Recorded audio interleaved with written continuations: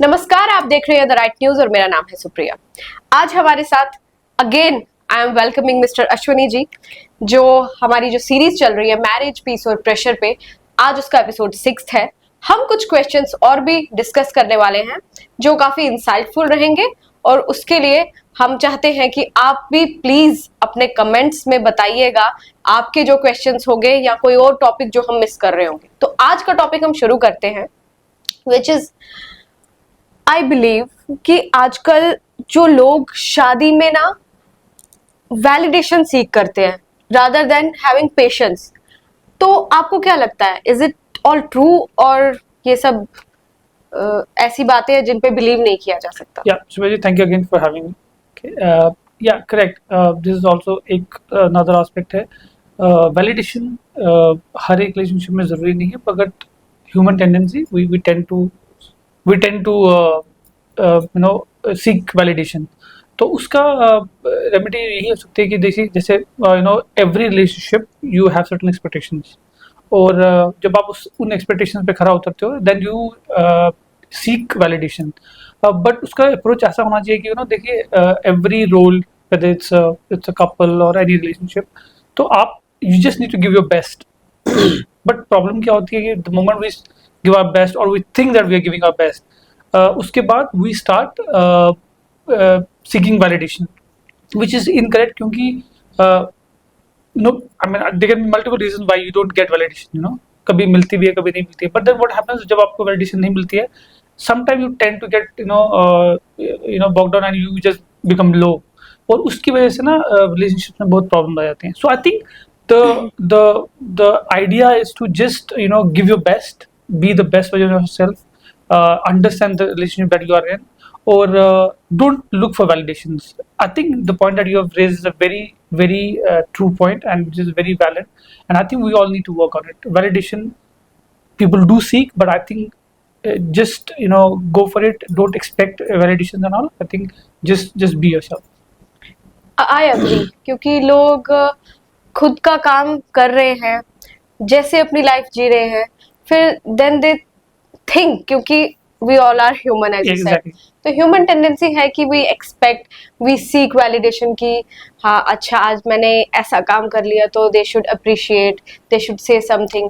But I think सबसे बड़ी जो वैलिडेशन होती है वो खुद के साथ हो तो ज्यादा अच्छा है, खुद के साथ रिश्ता, दैट हाँ whatever I am doing my best, I am satisfied with this one, तो I don't seek any validation. But अगर कोई कर रहा है that is also fine, welcoming, but अगर खुद के साथ आपका रिश्ता इतना स्ट्रॉन्ग है और चीजों के लिए आप कॉन्फिडेंट हैं, और आपको पता है कि जो आपने चीज की है उसमें आपने अपना 100% दिया है, वी कॉल इट बिल्कुल इनर पीस, जो सेटिस्फेक्शन, मुझे लगता है कि आप रिलेट कर पा रहे होंगे, वो जो इनर पीस है जिसको हम कहीं समाज में कहीं भी नहीं ढूंढ सकते, जो खुद की वो सेटिस्फेक्शन है कि I did my part, now I don't know and I also don't want to know कि आपका क्या राय है, कैसा है। तो आई थिंक हाँ, ये मुझे लग रहा है कि आजकल कपल्स जो है वो जो वैलिडेशन सीख कर रहे हैं एक दूसरे से, या फैमिलीज में या रिलेटिव्स, फ्रेंड्स, बहुत सारी चीजें, any relation for that matter, तो वो भी कहीं ना कहीं प्रॉब्लम क्रिएट कर रहा है। सो मुझे ये भी लगता है कि आजकल शादी में क्या हो रहा है, जो इंडिविजुअल है वो अपनी पर्सनालिटी खोता जा रहा है, लाइक अपनी इंडिविजुअलिटी खो रहा है, और शादी के कामों में इतना फंस गया है कि अपने आप का उसको पता ही नहीं है कि who am I. Do you believe? Yes, again another important point, Supriya ji, देखिए, obviously when you get into a relationship, तो आप basically बिल्कुल आप एक नए रिलेशनशिप में जा रहे हैं, नए एटमॉस्फेयर में जा रहे हैं, तो अगर आप अपनी इंडिविजुअलिटी ही लूज कर जाते हैं तो you will not be best your version. Okay, इसमें what we normally do is we tend to make a lot of mistakes, in the sense there can be multiple factors. I'll just take you through. एक क्या होता है कि the moment you go to a new space, और ये सिर्फ couples तक ही सीमित नहीं है, this is normal also human tendency, जब हम कहीं नए एनवायरनमेंट में जाते हैं, whether it's bride getting married or probably you shifting your job roles and all, तो आप वहाँ जाके नए एटमॉस्फेयर में you try to just go and just change yourself, जी which normally does not help you in जी any way. Okay, जी so what happens is कि आपको क्या करना है कि if you lose your individuality, तो आपका जो strength है, आपकी जो personality है, what is individuality? It is your personality, right? Right That's what it is.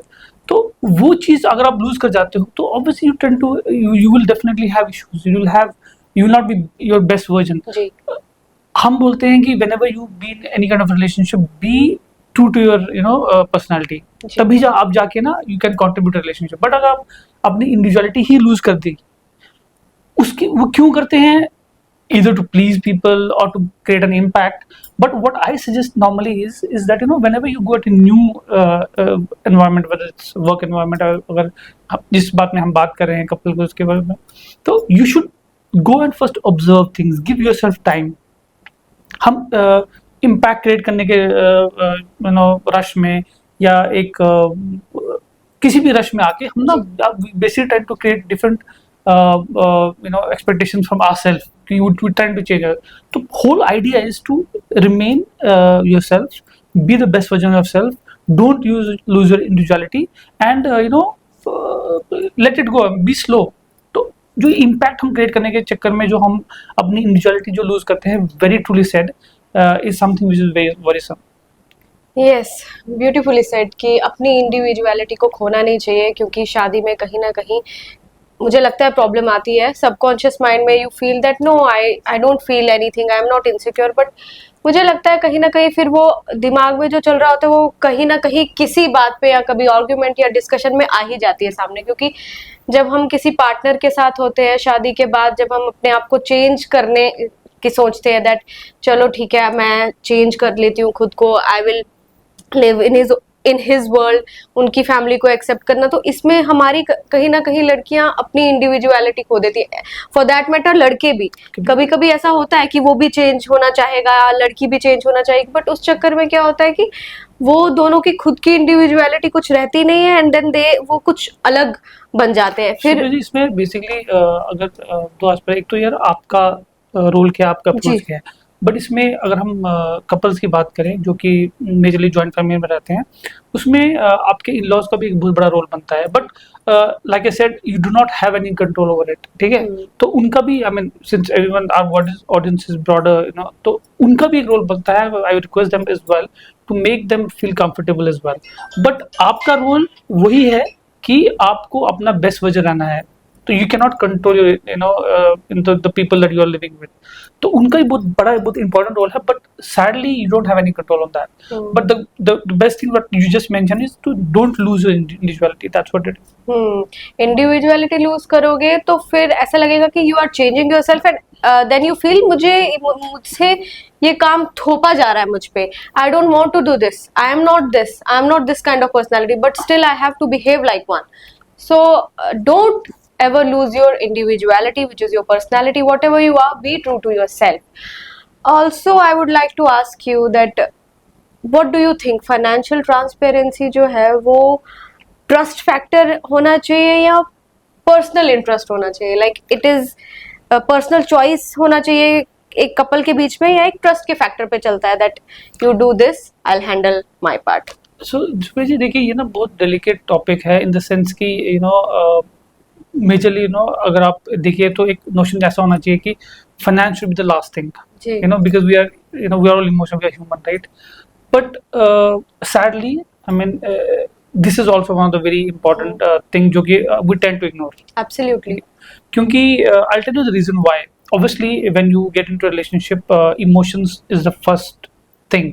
Emotionally you are connected, but financial transaction financially जो आपको definitely you have to be so much transparent, because eventually जब आप when you get into any kind of a relationship, तो फिर आपके ना goals बनते हैं, short term goal है, long term goals हैं, वो कहीं ना कहीं इम्पैक्ट करते हैं आपके आपके डे टू डे रिलेशनशिप कैसे चल रहे हैं. because everyone, I don't think there's anyone on this planet who does not have any goals, either individual goals, couple goals, short term, long term. तो उसमें finances are very important. Sadly you can't help it. तो उसमें financial transactions बहुत transparency का बहुत बड़ा role है. ठीक है, आप I'll tell you how I say it कि आपके पार्टनर को इतना ट्रस्ट होना चाहिए आप पे कि ऐसा कभी लगे ही नहीं कि there two people who are earning, right? Yes. It has to be Yes. So transparent. तो to achieve your couple goals, long term, short term, we tend to ignore because हम बोलते हैं कि if from the day one if you start calculating numbers, Yes. it does not remain a relationship, but which is correct, but simultaneously I think financial transparency is also most important, which all the couples should do. और I believe कि आजकल के time पे तो और ज्यादा, because everybody is financially independent Yes. In today's life. पहले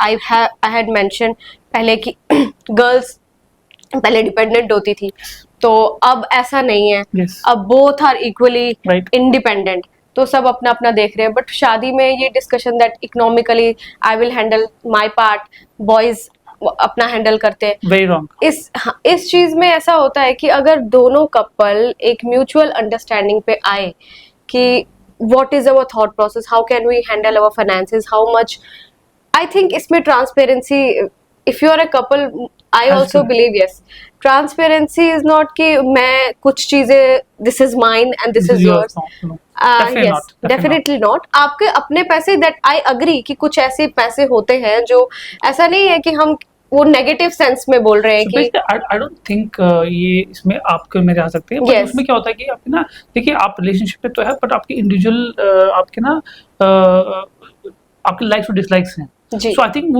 I mean everyone understands. जी. तो उसके लिए तो obviously you should not be dependent on other, hmm. but majorly the major chunk of your finances has to be jointly managed. Yes. And short term long term goals में, but yeah I agree, मेरा और तेरा तो उसमें होता नहीं है. Yes, Which is very sad. In fact couples को तो एक दूसरे को हेल्प करना चाहिए to Exactly. Grow financially. Exactly. कैसे भी करियर में, Right. जिस हिसाब में भी कपल को एक दूसरे के लिए होना चाहिए Right. अवेलेबल, कैसी भी चीज की नीड हो. तो आजकल फाइनेंसेस को लेके काफी ज्यादा लोग वो हो जाते हैं, they call it red flags, but Right. ऐसा नहीं है. फाइनेंसेस में ट्रांसपेरेंसी जितनी होगी उतने रिलेशनशिप्स में इशू कम होंगे. तो it was a very nice talk, it was It was insightful and I really enjoyed having this conversation with Likewise. You. So मिलती हूँ नेक्स्ट एपिसोड के साथ. हम please do not forget to like, share, subscribe. अगर आपके भी कोई questions है, कोई थॉट्स है, please go ahead, and thank you so much.